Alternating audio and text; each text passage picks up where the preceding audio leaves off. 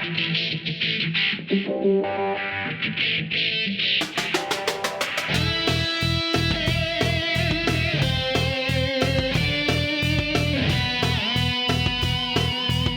is Software Engineering Radio, the podcast for professional developers, on the web at se-radio.net.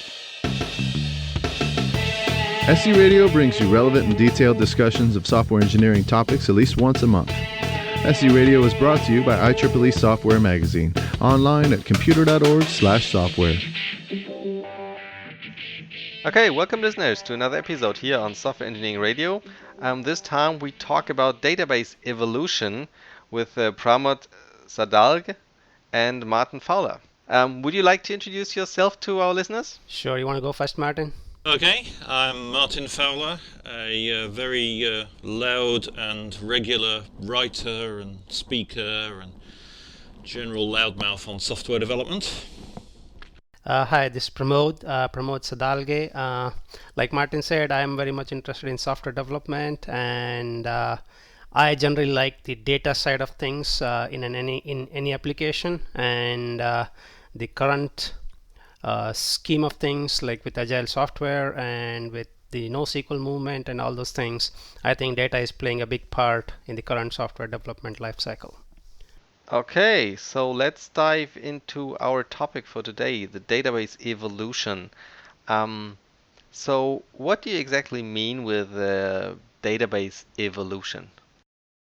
I mean, as software evolves, and software evolves for a purpose, which is that the business is evolving, and the business is actually trying to react to the market forces or trying to come up with newer ways of doing business, maybe in process, maybe in newer products, maybe in newer ways of doing things.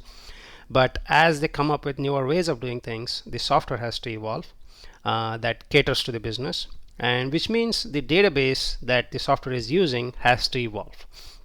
And this could actually mean from like, oh, I was selling books before and now I need to sell electric shavers, I don't know, something different. Now how does the software change? And when the software changes, what it stores in the database, what it retrieves from the database, or what all other things it needs from the database change. And that means the database structure has to change, the database design has to change.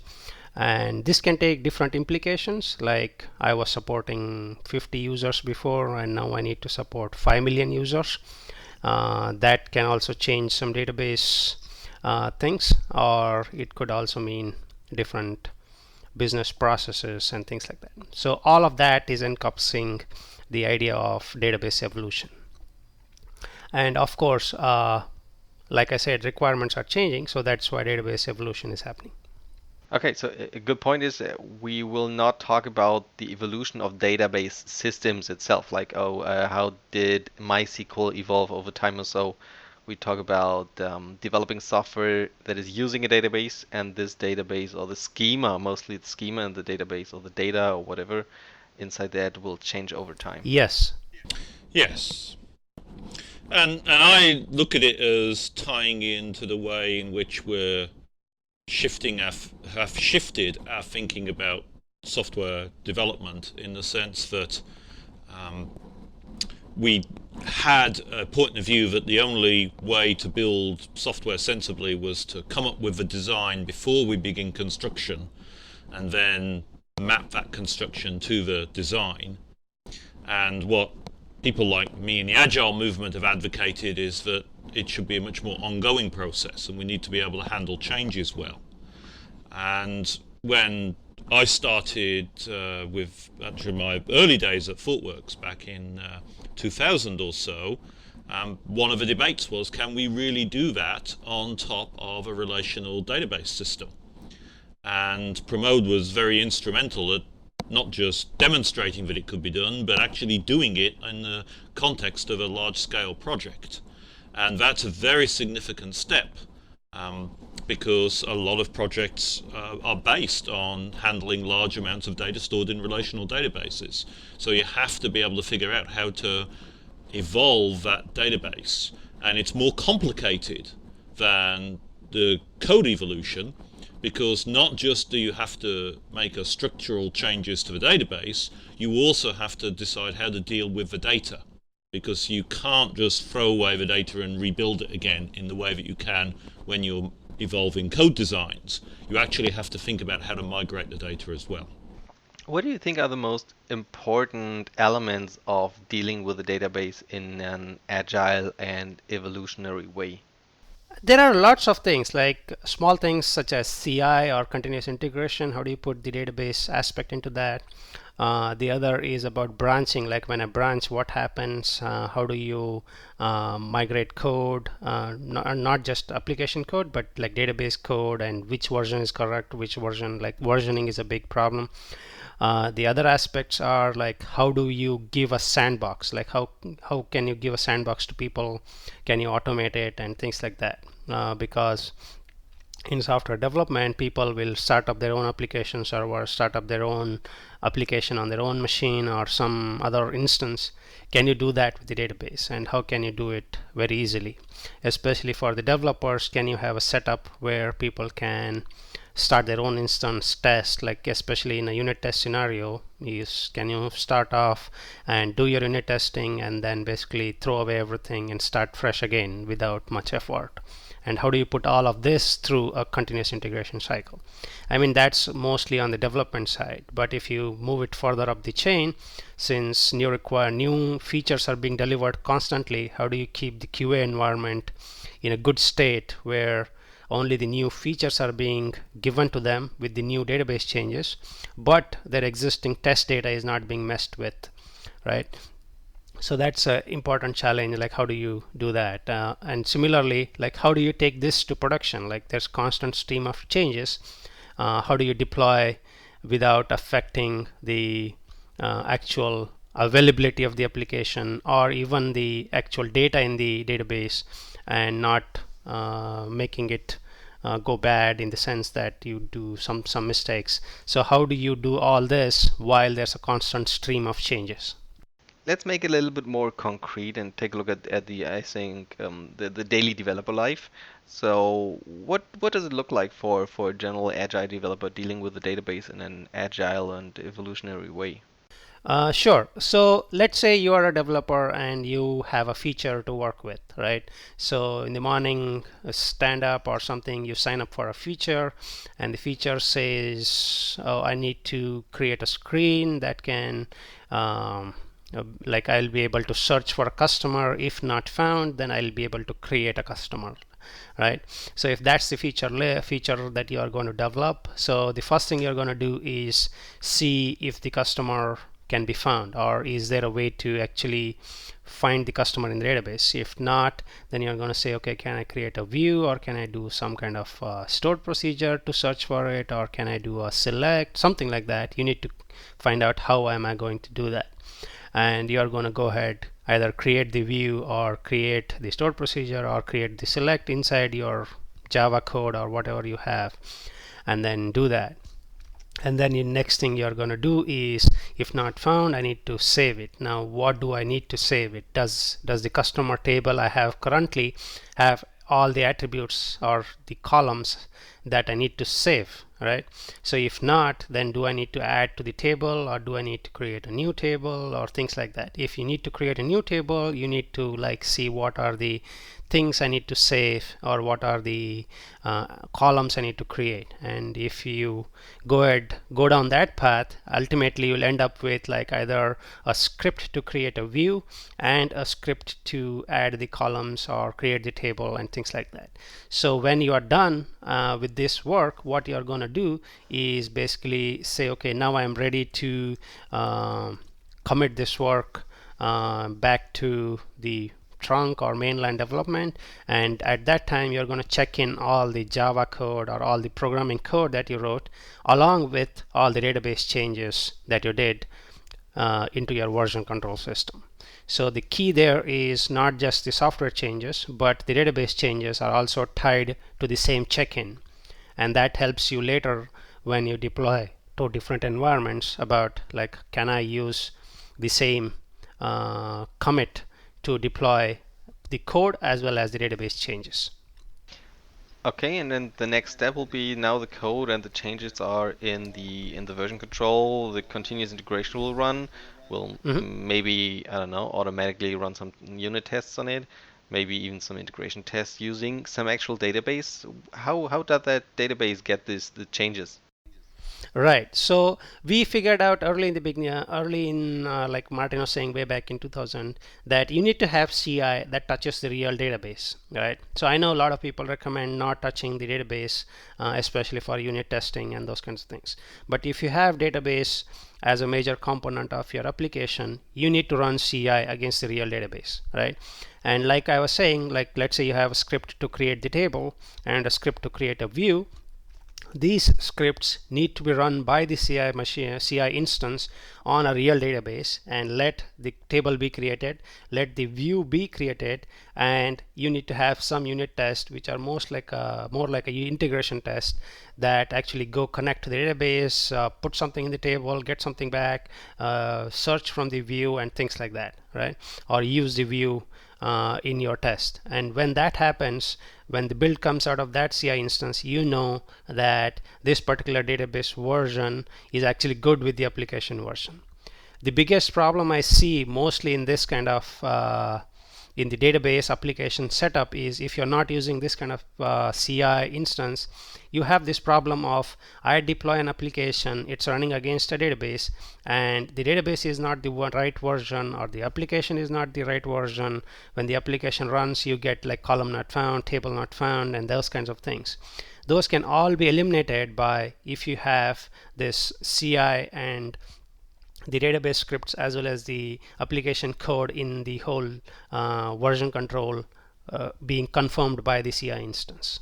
I think the important thing to bring out here is that, I mean, the typical way in which people have said we should modify database schemas is to use some kind of nice GUI tool that allows you to manipulate the database schema. And those are good tools and they're nice and easy to use, but the problem is they don't tie themselves into version control. They're not friendly with the idea of a controlled versioned environment. So as a result, what happens on our projects is we make sure that all changes for the database are done through small migration scripts, which essentially contain the SQL DDL that says change it from its current state to the next state. And then all the schema changes are captured in the form of these little scripts. And that's the way in which we tie together the code changes in version control with the database changes. And that also means that every single developer on the team, as well as the CI machine for the unit test, they all have different separated database instances? Sure. I mean, you can run it in different ways. One is every machine can run its own database instance, like let's say MySQL running on all these machines. If you have like more commercial offerings like Oracle or MS SQL or things like that, you can still connect to a common machine but run against different schemas or different databases on that single machine, right? So for example, on an Oracle database, Pramod can connect to his Pramod schema while Martin can connect to his Martin schema. Technically they are independent schemas, so they can do independent things, but they're all still on the same machine. No, but that sounds like if I'm on a 20 or 30 people project, it sounds like the database will will have quite a lot of work to do, right? Not really. Like I mean, Martin was saying one large project back in 2000 that we ran, we had about 40 developers and I think more than QA plus analysts, about 20 of them. So the overall size of 60, and we comfortably ran on 2 database servers. One was specifically designated for QA and testing people, analyst people, and the other was for all developers and CI instances. Think of it this way: the database is not the full-size production database, right? So that's where we bring this word of Sandbox, is for the developer to run his unit tests and to do basic testing. He doesn't need the full-size production database, right? So whenever I talk about multiple instances, people suddenly have this question is, oh, am I running 30 instances of production databases? No, you're not. What you're running is the structure of the production database, right? So all the tables and views and stored procedures and triggers, they're all there, but you don't have the production size data, right? So you don't really need like terabytes of data to do developer testing, right? So you need maybe like 4 customers and 10 purchase orders and 15 items and things like that.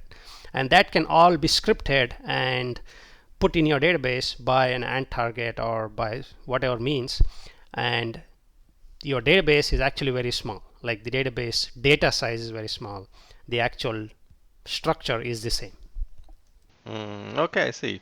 And these tiny little scripts where you change the database schema continuously, do they also contain some SQL code to actually migrate data if that's necessary for this migration step?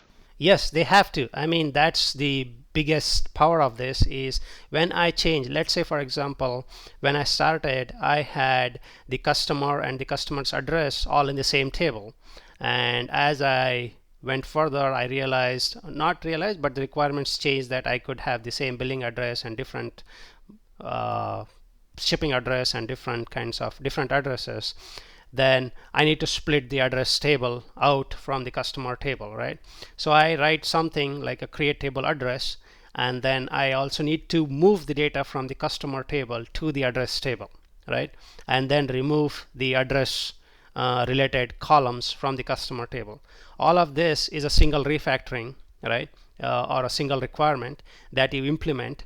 And when you do that, you need to make sure that you need to move the data. Like Martin said in the beginning, code refactoring can be done. You compile the code, it's all done. Like it doesn't carry state. But a database refactoring has the state of the data in it, and that's why you need to be more careful and worry not only about structure but about the data.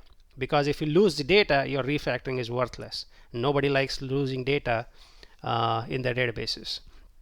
So you need to make sure you do the structural changes, you move the data, and then your code works with the new structure. So all these three have to go in parallel or have to be in sync for your database refactoring to work or evolution to work. And this is really the key, I think, to the technique. I mean, when people think of database migration, they see it as it is for many people, which is a big scary thing because they're changing from one schema to another. They've got a whole load of data to migrate. It's all very nerve-wracking and very complicated, and I've known projects get into real trouble over data migration because it ends up being a lot more complicated than people think.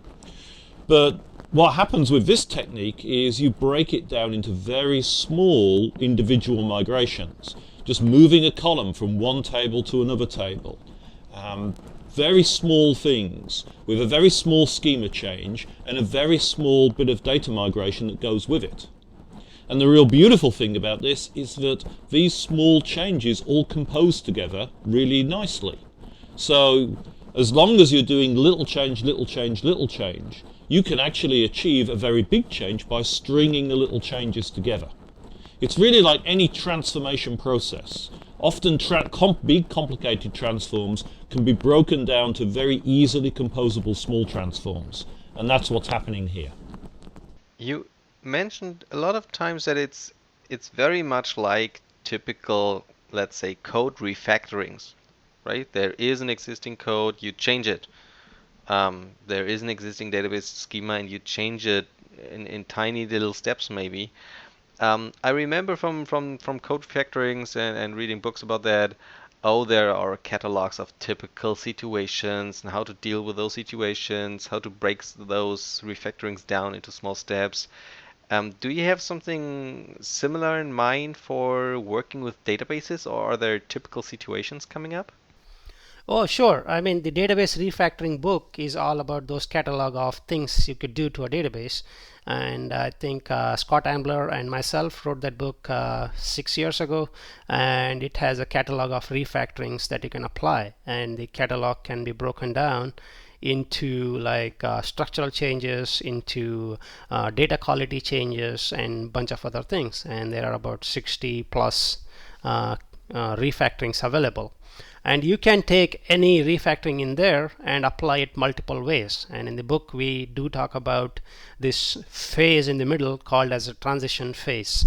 Like, for example, if your application is talking to your database and nobody else is talking to that database, you can go ahead and make the change, like change the customer table's name to party without much problems. Like, customer is now party, you make the code change, you make the database change, you're done, happy, everything's good. But in a given enterprise, that's not that easy, in the sense that the customer table can be used by like 10 different other applications. Maybe there are a bunch of different export jobs that pull data warehouse jobs and things like that. So it's not easy. So what we have is a phase in the middle where, like, the beginning it's customer and the end it has to be party. But in the middle, people who reference the customer table should be able to get to the customer table, and people like the new code that is talking about the party table should be able to get to the party table, right? So that's a transition phase in the middle, kind of scaffolding that's keeping the old as well as the new together. That transition phase becomes very important, especially for enterprises or where a lot of other applications are talking to each other via the database and things like that. So that transition phase, in the database refactoring book, we talk a lot of different techniques where it could do. Like in this particular scenario where the customer table is being renamed to party, for example, you could just have a view like called customer and rename the actual customer table to a party table, right? So people who are trying to get to the customer table can still get to it via the view, and people who are trying to get to the party table can get it through the actual table name party, right? So both old as well as new work at the same time. So if you employ this kind of techniques, you will have like the old as well as the new working fine. Would you also, when I think about applying those scripts, for example, if you actually move into production with those changes, migrating the data could take a long time. So because there are a huge amount of data and migrating that stuff, putting it from one table to another, or maybe actually executing some logic because you need to execute some logic to find out what to put where. So I imagine it could take a long time, right? Maybe too long for Sure, putting a new release out. Would you apply this kind of transition phase to those situations? The transition phase is not determined by how long the migration runs, but is determined by what the business wants, right? So we have seen situations where version 2 of the application is live, as well as version 3 of the application is live, as well as version 4 of the application is live. So if you made some changes for version 4 which are gonna break version 2, you can't necessarily keep it go live in the existing scenario. You have to have some transition phase where version 2 works as well as version 4 works, right? So it's not determined by the length of the migration itself, but by other requirements such as, do I need to keep other systems alive? Having said that, coming back to your question about length of migration or the duration of the migration script itself, we have applied techniques where we apply the migration to a pre-prod environment and figure out like, okay, how much time does it take? Does it run in a reasonable duration, or does it finish within the window we have, and things like that. And if we find out that, okay, this takes like more time than we anticipated or more time than we have, then what we can do is go ahead and optimize the migration itself in different ways so that it finishes within the window that is available to us. And if that's not possible?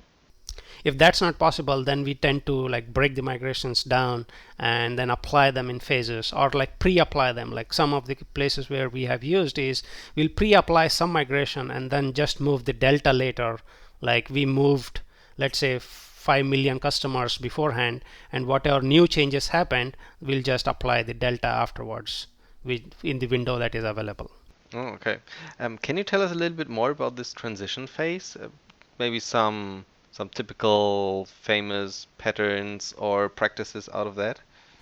Sure. I mean, like one of the patterns I already mentioned is encapsulate the rename with a view. Like customer table is being renamed to a party table, and we have the customer view, which is basically a select star from party kind of thing.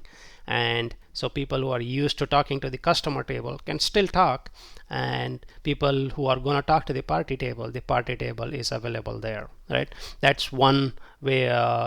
That's one technique that is applied during transition phase. The other is like, especially when you are renaming columns or just splitting columns, is to use triggers. Like especially like I put something in this table, but I have moved that column, or I have renamed that column to be this column, but updates to both sides need to be reflected on both sides, because you don't want data to become stale or out of date. So you apply triggers and then you move data. Like if the new column is not null, that means the new column is being updated by the application. So you need to move the data to the old column or the old place, right? And if the old place is being updated, then the trigger basically takes data from there and applies it to the new place. So you are basically keeping it synchronized both ways. The other technique we have also used is to basically use a functional value or virtual columns in Oracle, for example, to give you some intermediate value while you are still using it. Like virtual columns are these functional columns that you can put on the table that let you derive a value based on some existing column or some existing function. So you can use multiple techniques to make sure that the old application, or it's not necessarily old application, it's existing applications that cannot be changed to the new way of working, can still survive and still work. At the same time, you can improve the design of the database through these refactoring techniques, and slowly the other applications can catch up as they have time to do the refactoring itself. So at some point of time, you know that now I don't need this transition phase because everybody else or every other application is using the party table. Then at that point of time, you can go ahead and remove the customer view that you put on top of the party table. Sounds to me a lot like these kind of, you need to take care of removing the workarounds once you're done with the transition. Sounds like mostly the same like normal code refactorings, right? Where you maybe put in some workaround or some additional method to, I don't know, make something easier, and then you need to remember afterwards, oh, remove that old method to clean up the code, right? Oh, sure. Like just like the deprecated methods, only if the JVM would take them out. But similar to deprecated methods, like this thing is not needed anymore. Take it out. Like don't keep it around forever. Yeah, but that's definitely another general principle, right? If you've got stuff that's old and you're not using it anymore, you need to remove it, because otherwise it's adding complexity when you're clearly not gaining any benefit from it. And it seems like a typical situation which might happen more often when you do evolutionary steps, right? If you do tiny little refactorings, tiny little code changes all the time, and doing database refactorings all the time, that you need to really be careful about removing the old stuff, right? Yes. And I mean, like once you have like a set of things that go with it, like for example CI and test driven and integration test and all that kind of stuff, taking out things that you don't use anymore actually becomes a lot easier too. Like you go to any typical software development shop that is not using these techniques, you will see that they are generally very scared of making changes to the database. And that could be like, I don't know who else uses this, I don't know how this is used, I don't know. There are a bunch of different aspects that go with it. But if you are using these kinds of techniques, you are actually more confident about how the database is used, right? So making changes to the database is actually more healthier and more easier to do than if you don't know what's going on that side of the shop. What happens if actually some migration script fails on the production side, or you figure out a day after going into production, oh, we need to roll something back? How does it work in this situation? There are many techniques actually. Most of the frameworks that actually allow you to do, maybe this is the right time to introduce the concept of a migration and how it's supported and things like that. So a migration is a change you make to the database that takes the database one step ahead, right? So they are always incremental changes. In the migration itself, you can be dropping columns, removing columns, doesn't really matter. It's just a sequential change or forward moving sequential change. Most of the frameworks that allow you to do these kinds of things, like by framework I mean like Rails has a migration framework, then DB deploy is one other framework that ThoughtWorks released way back, then Liquibase or DB maintain or iBatis migrator. These are all frameworks that allow you to do that kind of thing. All of them have this notion of backward migrations, in the sense like, let's say we are introducing a new table, which is the address table. So the migration is create the address table, right? But the backward migration for this is drop address, drop the table named as address, right? So it will be drop table address. So every migration has a forward going migration as well as a backward coming migration, right? So what you do is, let's say we have 4 migrations to apply, and most of these frameworks use the sequential technique, like they'll number the migrations from 1, 2, 3, 4, 5, 6, like kind of sequentially, so you know what migration was applied and what migration was not applied, right? So let's say we applied migration number 9 to 14 to the database, right? And next day we realize something's wrong, we need to go back. Then all you have to do is tell the migration framework to bring back the database to 9 or 8 or 7 or whatever. It takes all the migrations and the backward coming migrations from those scripts and applies them in reverse order, right? So for example, it will take the 14 and then apply the backward migration on it, and then 13 and 12 and 11 and 10 and 9, right? So all these frameworks support this kind of notion.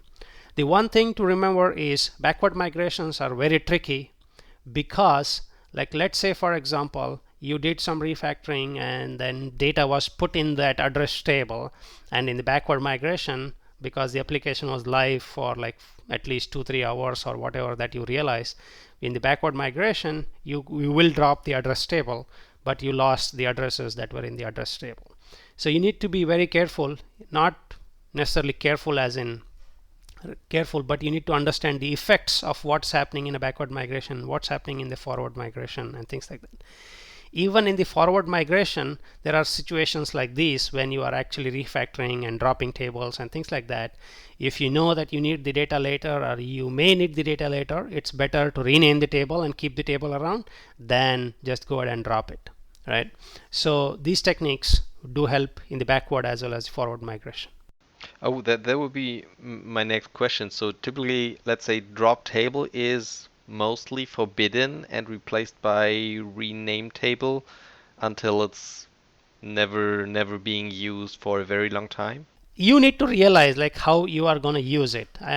I'm not saying you should not drop the table ever, or you should not, or you should drop the table always. It depends. Every application and every software that you're writing is different, right? So if you know that you're going to be needing the data around, or like let's say it was the customer table, and the customer table had data for all your customers for the last 40 years, I would be not that comfortable in just dropping the table out, right? So situationally, you need to figure out what works for you and use that to actually make the right choice for yourself, I think. And this also ties in with the notion that when you go into production from with a database changes, it's often good to make the database change first to, as it were, make the space required for the change that's going to occur later on through the code. So if you need to introduce a new table because maybe you're going to move some columns from one table to another table, it's often good to go live with the new table in the database even before you have the code that uses it. And the reason you want to do that is because that way, if you have to roll back, you get a better rollback situation, because you can roll back the code without rolling back the data, and therefore you keep any data that was written out to the new database structure.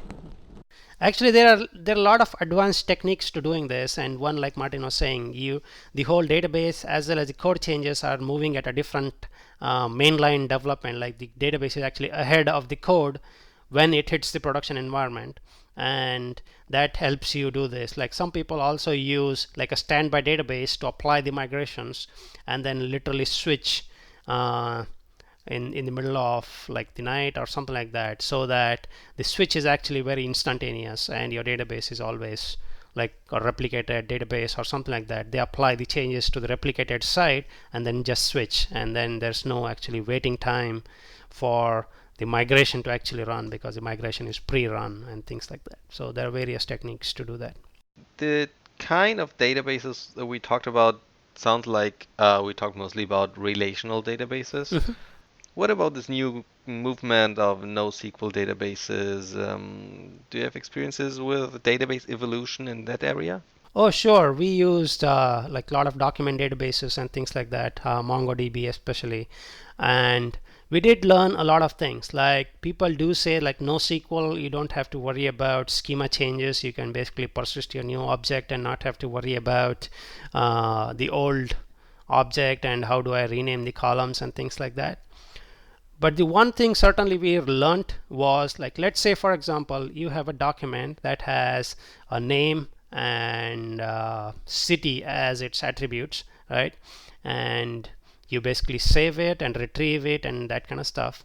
Now you refactored the object later to, like, the name is now called first name, and there's one more attribute introduced called last name, and the city is still there. So your document now is first name, last name, and city, and you start persisting and that kind of stuff. Now what magically happened is you can't get to the old documents anymore, because when you retrieve, it is basically trying to take the document and map it to your object, which is the first name, last name, and city. And the old documents that are just the name and the city cannot be retrieved anymore or cannot be parsed back anymore, right? So people don't realize this loss of data. What some people tend to do is have two versions of the object or two ways to parse the document back. Like I'll still parse the document, and if it has first name, last name, then I'll put it into this object and give back the object. And if it just has name and city, then on the fly I'll parse it out, and maybe I'll parse the first name and last name out of the name and then city, and then map it back and give it back. That's extra programming effort. So you need to realize where you are paying the cost. Like sometimes people say, hey, I can keep whatever schema I want, I don't need to worry about, but you are paying it in a programming cost or programming complexity cost in terms of like keeping the old document, the new document, and all being able to parse. So we learned that that's what it means. Like when it is schemaless, it's basically saying you have to pay the cost on the programming side and not on the database side.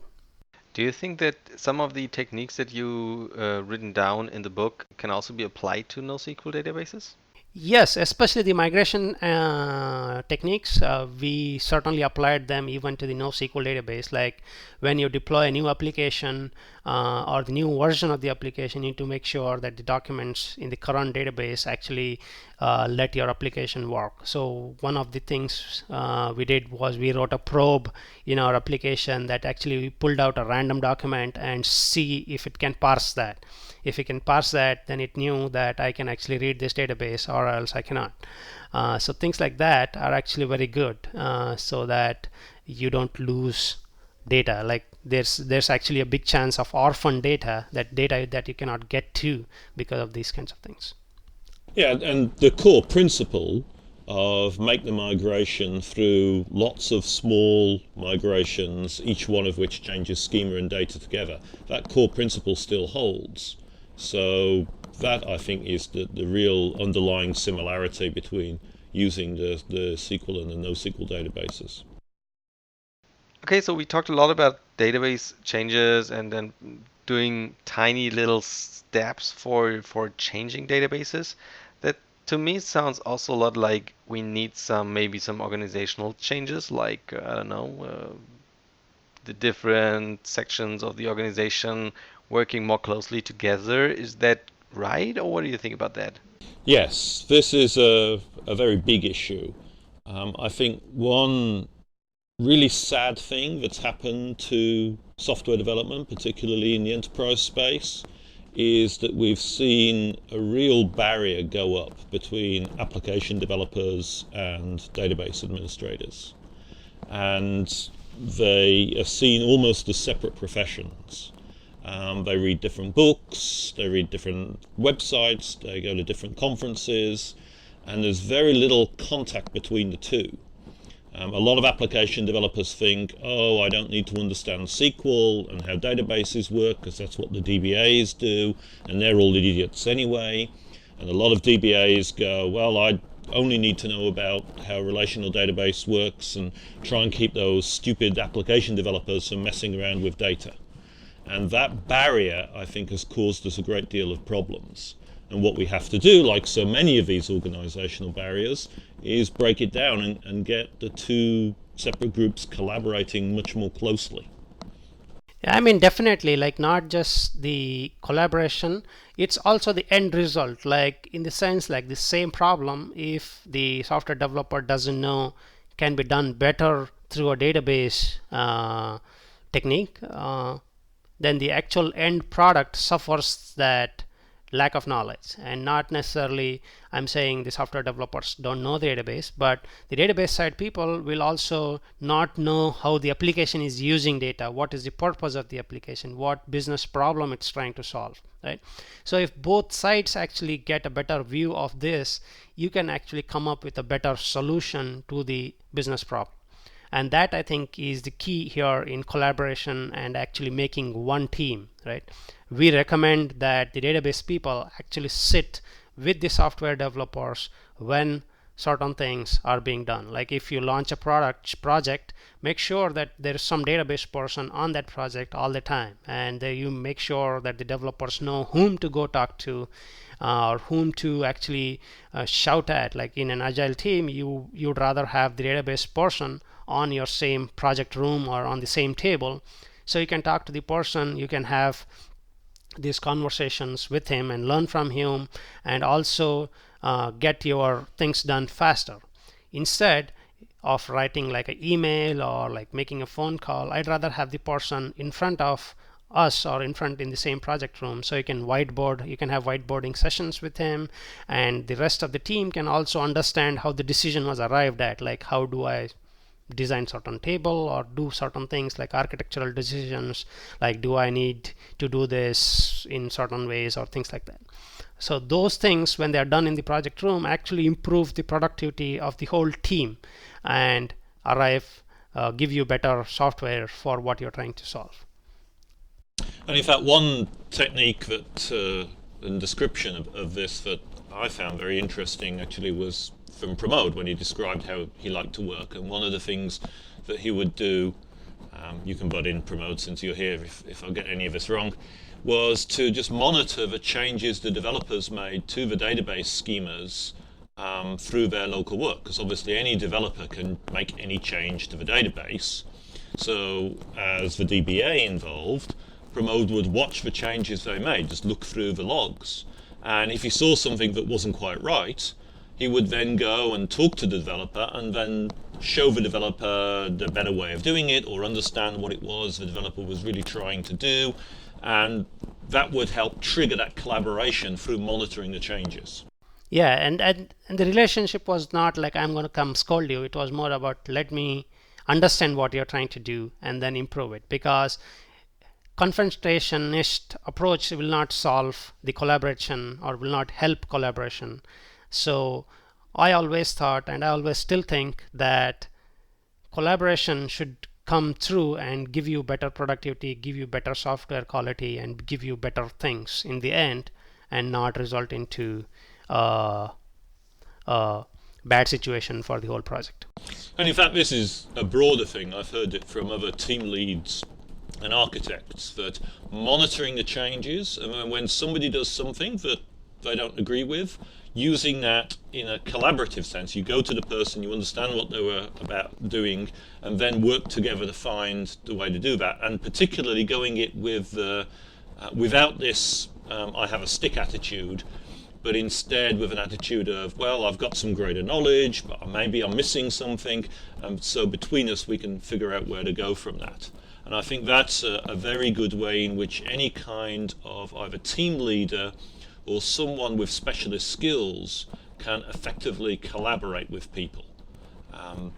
And that's one of the great benefits of using something like a version control thing that allows you to easily see, what are all the changes that were made in the last 24 hours or something like that, because it gives you that opportunity to keep an eye on what's going on and to find these kinds of things without having people to have to come to you all the time with every single change. Yeah, and I think it sounds very much like the typical agile way of doing things, right? Yes. I'm coming close to the end of the episodes. Any special, let's say, pearls of wisdom you would like to share with our listeners before we close here? Definitely. I mean, like all the automation things that the software developer is used to can be applied to the database, and you can actually make the database the happy part of the project or the whole project itself. Lots of techniques that can be applied on the software development side can be applied, like code complexity and like even writing code to figure out what tables are not used, what columns are not used, and things like that. Writing analysis tools to figure out, do I need an index based on the finders on my application. All these can be applied on the database side too, and those really help the database person a lot, because you are now using productivity tools or code generation tools to make your life easy. And actually in that case, then you can collaborate with the developers more and actually end up with a better quality database design as well as a better quality software product. So I think using these techniques will help everyone. And I think my little thought here is it's kind of been surprising to me that these techniques haven't become more widespread. It's interesting to me how I frequently run into people who consider this kind of stuff to be quite impossible, and now we've been doing it for a decade. And at least the looking at the optimistic side of this is that it shows that there's quite a lot of improvement to be made in a lot of software development organizations from a very well-proven technique. And I guess that's kind of a good thing. Okay. Thank you both very, very much for this great episode. Thank you. Thank you. And hope to hear from you soon. Thank you. All right, bye-bye. Bye. Bye. Thanks for listening to SE Radio, an educational program brought to you by IEEE Software Magazine. For more information about the podcast, including other episodes, visit our website at se-radio.net. To support us, you can advertise SE Radio by clicking the Dig, Reddit, Delicious, or Slashdot buttons on the site, or by talking about us on Facebook, Twitter, or your own blog. If you have feedback specific to an episode, please use the commenting feature on the site so that other listeners can respond to your comments as well. This and all other episodes of SE Radio is licensed under the Creative Commons 2.5 license. Please see the website for details. Thanks again for your support.